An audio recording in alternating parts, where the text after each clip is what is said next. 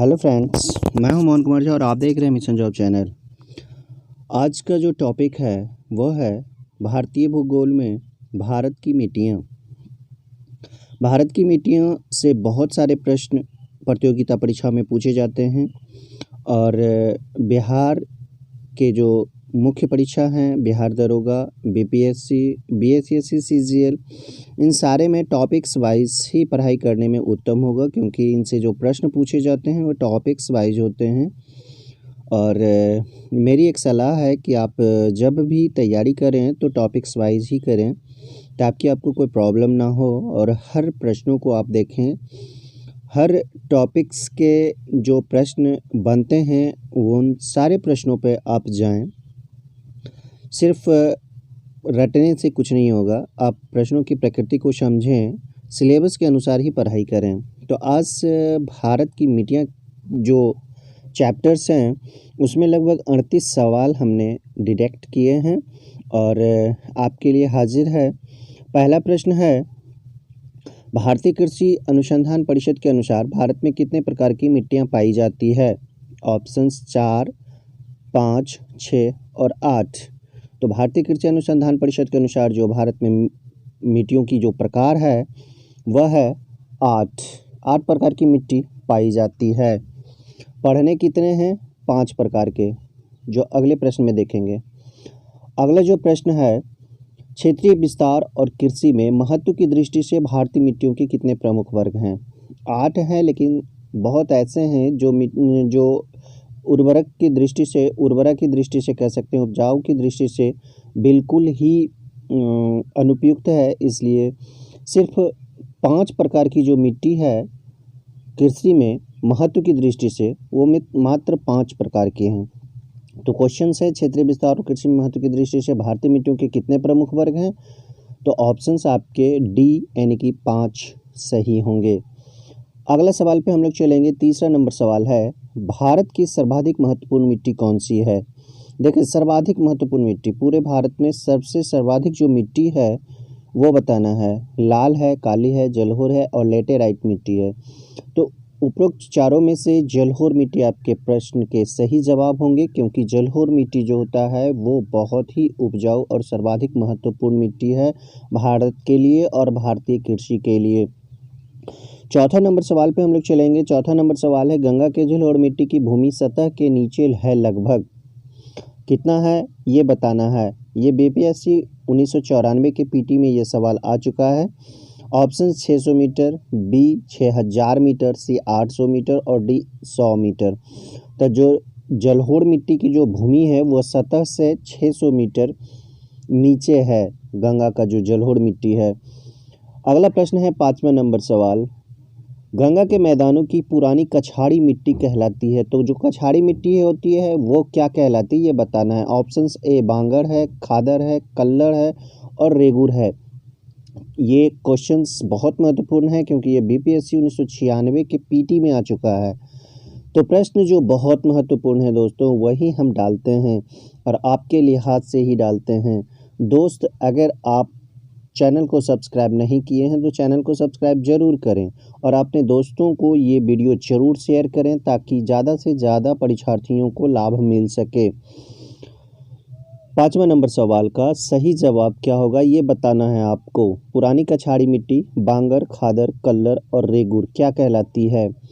तो जलहोर मिट्टी को 2 प्रकार के 2 भागों में बांटा गया है। गंगा के मैदान में जलहोर मिट्टी पाई जाती है और यह 2 भागों में बांटी जाती है। तो दोनों मिट्टी, एक पुरानी कछाड़ी मिट्टी कहलाती है और एक नई मिट्टी कहलाती है। तो ये बताना है, बांगर जो होता है वो पुरानी कछाड़ी मिट्टी कहलाती है। अब अगला सवाल है, 6ठा नंबर सवाल है, क्षेत्रफल के आधार पर भारत की मिट्टियों का सही अवरोही क्रम क्या है? सही अवरोही क्रम, घटते क्रम में बताना है कि जो सबसे ज़्यादा उपयुक्त मिट्टी, सबसे ज़्यादा उपजाऊ मिट्टी है उसके बारे में बताना है, उसके बाद यानी कि जो सर्वाधिक उपयुक्त है और जो सर्वाधिक उससे जो कम है, बस यही बताना है।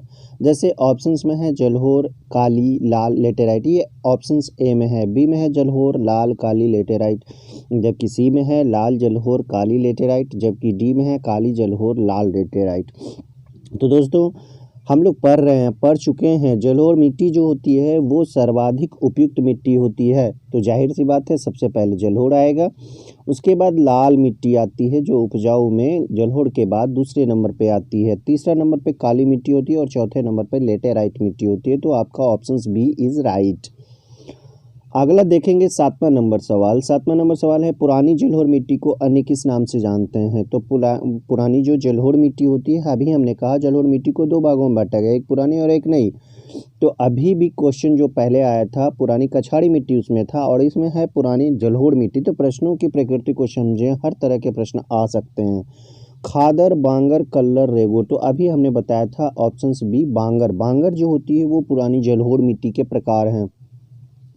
अगला है 8वां नंबर सवाल। 8वां नंबर सवाल है, नवीन जलोढ़ मिट्टी को अन्य किस नाम से जाना जाता है? तो पुराना तो बांगर हो गया, तो नई जो होगी वो कौन सा होगा? खादर होगा, बांगर होगा, कल्लड़ होगा या रेगूर होगा?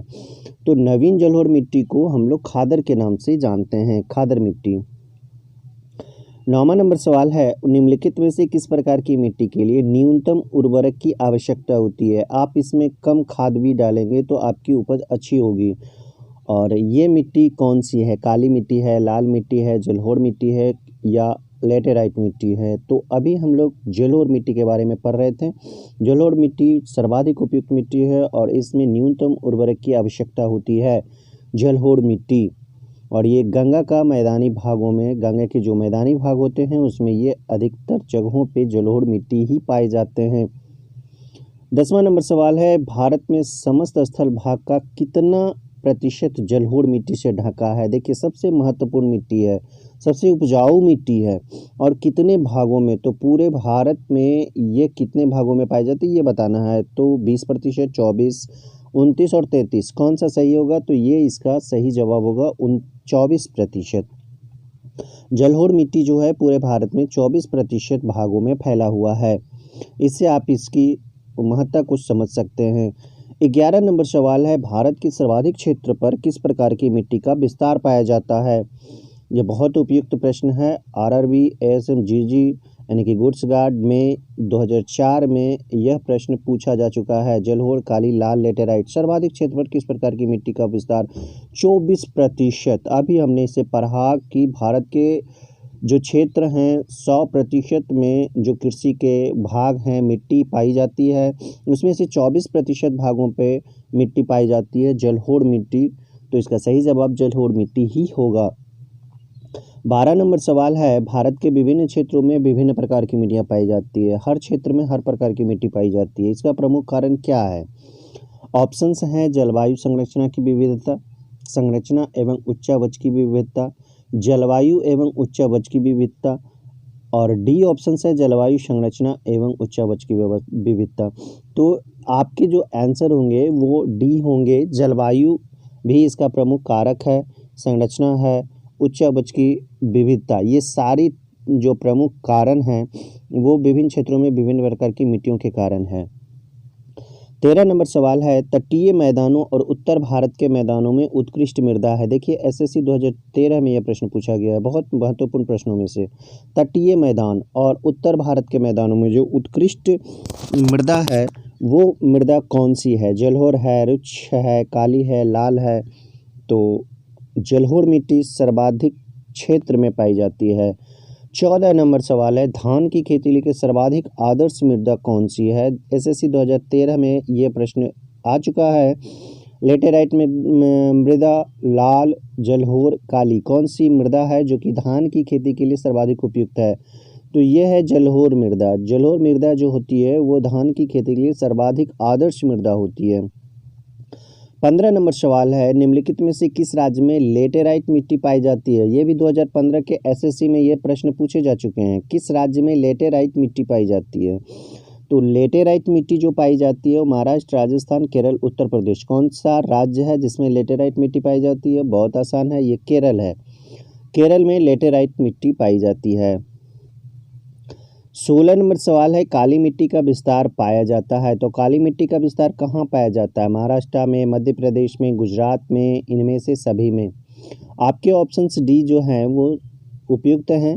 महाराष्ट्र में भी काली मिट्टी का विस्तार है, मध्य प्रदेश और गुजरात में भी है। 17 नंबर सवाल है, रेगुर मृदा किसकी कृषि के लिए सर्वाधिक उपयुक्त होती है? रेगुर मृदा का एक अन्य नाम होता है काली मिट्टी। काली मिट्टी जो होती है वो किस कृषि के लिए, किस फसल के लिए उपयुक्त होती है, सर्वाधिक उपयुक्त होती है, ये बताना है। APFC 2015 में ये सवाल पूछा गया था। मूंगफली, कपास, तंबाकू और गन्ना। तो काली मिट्टी या ये रेगुर मिट्टी जो होती है वो कपास के लिए बेहद उपयुक्त मिट्टी होती है। 18 नंबर सवाल है, निम्नलिखित में से कौन सी मिट्टी जैव पदार्थों से भरपूर होती है? काली, मखरली, लाल, जलोढ़। तो जैव पदार्थों की बात हो रही है तो निस्संदेह काली मिट्टी होगी। काली मिट्टी में जैव पदार्थों की भरपूर मात्रा होती है। 19 नंबर सवाल हम लोग देखेंगे, काली मिट्टी के संबंध में निम्न में से कौन सा कथन असत्य है? यानी कि 4 जो ऑप्शंस इसके हैं उनमें से 3 सही होंगे और 1 गलत होगा, ये बताना है। तो काली मिट्टी कपास की वृद्धि के लिए आदर्श होती है, तो काली मिट्टी के बारे में तो ये सही है ऑप्शंस। बी ऑप्शन है, इसमें आर्द्रता को अधिक समय तक धारण करने की क्षमता होती है, ये भी सही है। सूखने पर काली मिट्टी में दरारें पड़ जाती है, एकदम ये भी सही है। यानी कि ऊपर के तीनों सही हैं ऑप्शंस। चौथे ऑप्शंस को हम लोग देखेंगे, इसकी जुताई अधिक करनी पड़ती है, ये गलत है। इसकी जुताई अधिक नहीं करनी पड़ती है, तो काली मिट्टी के बारे में ये कथन जो है असत्य हैं। 20वां नंबर सवाल देखेंगे, किस मिट्टी में कृषि के लिए सिंचाई की आवश्यकता नहीं होती है? बार बार सिंचाई की आवश्यकता नहीं होती है। कौन सी ऐसी मिट्टी है? लाल है, काली है, जलोढ़ है, लेटेराइट मिट्टी है। कौन सी ऐसी मिट्टी है जिसमें सिंचाई की आवश्यकता नहीं होती है? तो वो मिट्टी है काली मिट्टी। काली मिट्टी में ज़्यादा सिंचाई की आवश्यकता नहीं होती है। 21 नंबर सवाल हम लोग देखेंगे, भारत में काली कपास मिट्टी को किस स्थानीय नाम से जाना जाता है? अभी हमने बताया था तराई, बांगर, खादर, रेगुर। तो ये ऑप्शंस हैं आपके 4। और कपास, काली कपासी मिट्टी जिसका नाम है काली कपासी मिट्टी को हम लोग रेगुर मिट्टी के नाम से भी जानते हैं। ये मिट्टी जो होती है वो कपास के लिए बेहद उपयुक्त होती है। 22वां नंबर जो सवाल है, भारत में लाल मिट्टी का सर्वाधिक विस्तार पूछ रहा है। लाल मिट्टी का विस्तार अभी हमने पढ़ा, लेटेराइट और काली मिट्टी, जलोढ़ मिट्टी के बारे में हमने पढ़ा। अब लाल मिट्टी के बारे में पढ़ें, सर्वाधिक विस्तार कहाँ कहाँ है? ऑप्शंस ए में है मध्य प्रदेश एवं छत्तीसगढ़ में, बी में उड़ीसा एवं पश्चिम बंगाल, सी है आंध्र प्रदेश एवं तमिलनाडु, डी है राजस्थान एवं गुजरात। तो आपके जो सी ऑप्शंस हैं, आंध्र प्रदेश एवं तमिलनाडु में लाल मिट्टी का असर ज़्यादा देखने को मिलता है। 23 नंबर सवाल है, प्रायद्वीपीय भारत में क्षेत्रीय मृदा के निम्न प्रकारों में से कौन सा है? प्रायद्वीपीय भारत, आप दक्षिण भारत की बात कर रहे हैं, ठीक है। ये SSC 2012 के सवाल हैं।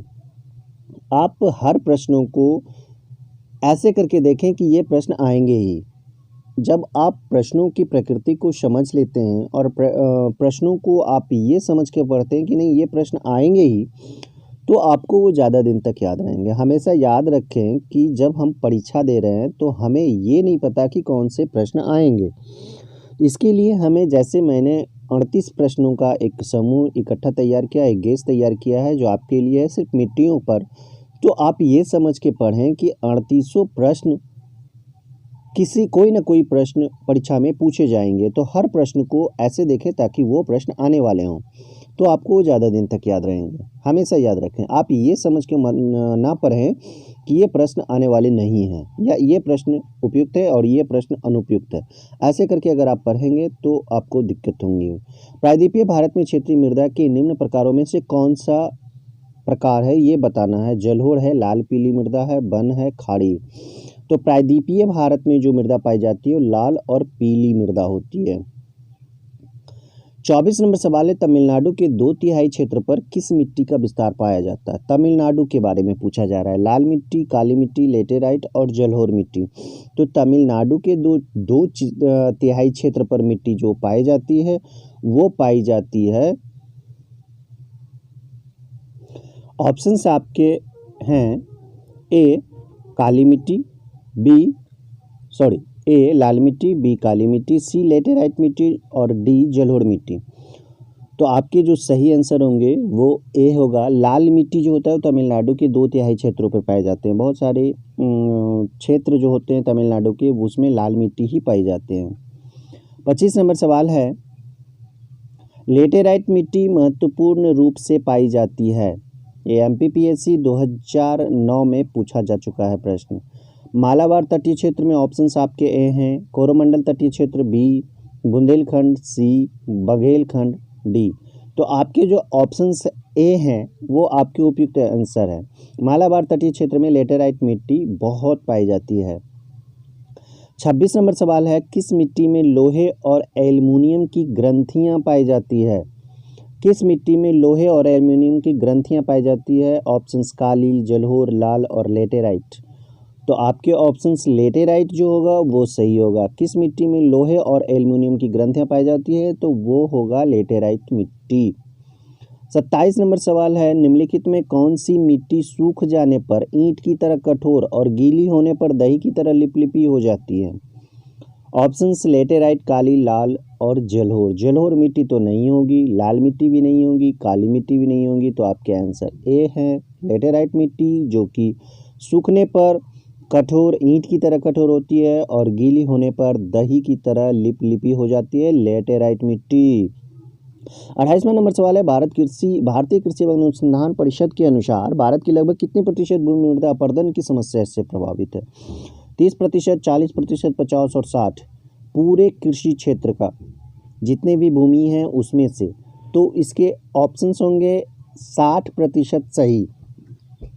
29 नंबर सवाल है, मृदा अपरदन रोका जा सकता है? मृदा अपरदन रोका जा सकता है, ये बीपीएससी 1995 के पीटी में प्रश्न पूछा जा चुका है। अति चराई द्वारा, वनस्पति उन्मूलन द्वारा या वन रोपण द्वारा या पक्षी संख्या में वृद्धि कराकर। तो इसके सही ऑप्शंस होंगे सी, वन रोपण द्वारा। बहुत ईजी प्रश्न है ये, बहुत ईजी है, कोई भी बता सकते हैं, लेकिन फिर भी दिमाग में रखने लायक प्रश्न है। 30वां नंबर सवाल है, रेगुर मिट्टी का दूसरा नाम? ये एमपीपीसीएस 2014 में पूछा जा चुका है। रेगुर मिट्टी का दूसरा नाम? लाल, काली, ऊसर मिश्रित लाल पीली मिट्टी। तो आपके जो ऑप्शंस काली मिट्टी होंगे वो सही होंगे, क्योंकि रेगुर मिट्टी का एक और अन्य नाम जो होता है वो काली मिट्टी होती है और इसे कपासी मिट्टी भी कहा जाता है। 31 नंबर सवाल है, रेगुर मिट्टी सबसे ज़्यादा कहाँ पाई जाती है? ये बताना। बीपीएससी 2001 के पीटी में ये प्रश्न आ चुका है। महाराष्ट्र में, तमिलनाडु में, आंध्र प्रदेश में या झारखंड में? तो आपके ए ऑप्शंस महाराष्ट्र में रेगुर मिट्टी का सर्वाधिक विस्तार है। 32 नंबर सवाल है, किस प्रकार की मिट्टी में कार्बनिक पदार्थ की अधिकता होती है? कार्बनिक पदार्थ की अधिकतम मात्रा बताना है। आरआरबी एसएम 2003 में यह प्रश्न पूछा गया है। पीट, काली, लेटेराइट और लाल। तो कार्बनिक पदार्थों की जो अधिकता होती है वो होती है काली मिट्टी में। काली मिट्टी में कार्बनिक पदार्थों की अधिकता होती है। 33 नंबर सवाल है, महाराष्ट्र में सर्वाधिक मात्रा में पाई जाने वाली उपलब्ध मृदा का प्रकार है? आरआरबी ग्रुप डी 2003 का ये सवाल है। जलोढ़, काली, मरुस्थलीय मिट्टी, लाल मिट्टी। तो वो मिट्टी है महाराष्ट्र की काली मिट्टी। 34 नंबर सवाल है, जलोढ़ मिट्टी में जब बालू के कणों और चीका की मात्रा लगभग बराबर होती है तो उसे क्या नाम दिया जाता है? रेग, कल्लर, रेगुर, दोमट। तो उस मिट्टी को हम लोग दोमट के नाम से जानते हैं। 35 नंबर सवाल है, कपास की खेती के लिए सर्वोत्तम मिट्टी होती है, सबसे उपयुक्त मिट्टी? काली मिट्टी। हम ऑप्शन नहीं बताएंगे इसमें, क्योंकि बहुत आसान है। पढ़ते पढ़ते लगभग आप यहाँ तक आए होंगे तो आप सीधे आपके दिमाग में काली मिट्टी आई होंगी, ठीक है। 36 नंबर सवाल है, लावा के प्रवाह से किस मिट्टी का निर्माण होता है? लावा के प्रवाह से किस मिट्टी का निर्माण होता है ये बताना है आपको। और आपके ऑप्शंस हैं लाल, काली, जलोढ़ और लेटेराइट। तो आपके जो ऑप्शंस हैं 4, उसमें से आपको बताना है। चलिए,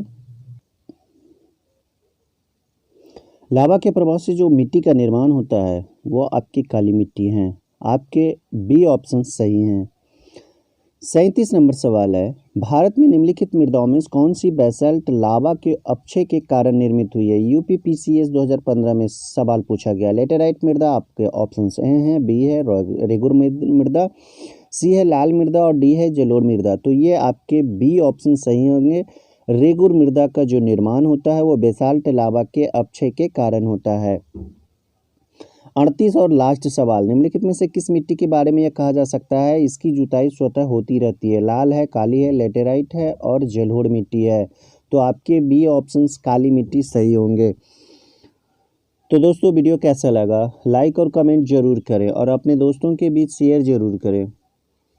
बिहार दरोगा मेंस हो या पीटी हो या फिर आपके बीपीएससी 66वीं के पीटी हों, या फिर बीएसएससी सीजीएल जो 3rd सीजीएल होने वाला है उसकी वैकेंसी भी जल्द ही आएगी। अब तो संभवतः इलेक्शन है, चुनाव के बाद ही आ सकती है, लेकिन आएगी ज़रूर। और जिसमें सचिवालय सहायक के बहुत सारे पोस्ट हैं, बहुत बड़े बड़े पोस्ट उसमें हैं, तो आप उसको भी एक महत्वपूर्ण परीक्षा की श्रेणी में गिन सकते हैं। उन सारे परीक्षाओं के लिहाज से कह सकते हैं ये चैप्टर्स बहुत महत्वपूर्ण हैं। और हर आप वीडियो को देखें, मेरे जितने भी यूट्यूब पर वीडियो डाले गए हैं सारे वीडियो चैप्टर्स वाइज हैं। लगभग जो अब तैयारी कराई जा रही है वो सारे चैप्टर्स वाइज हैं।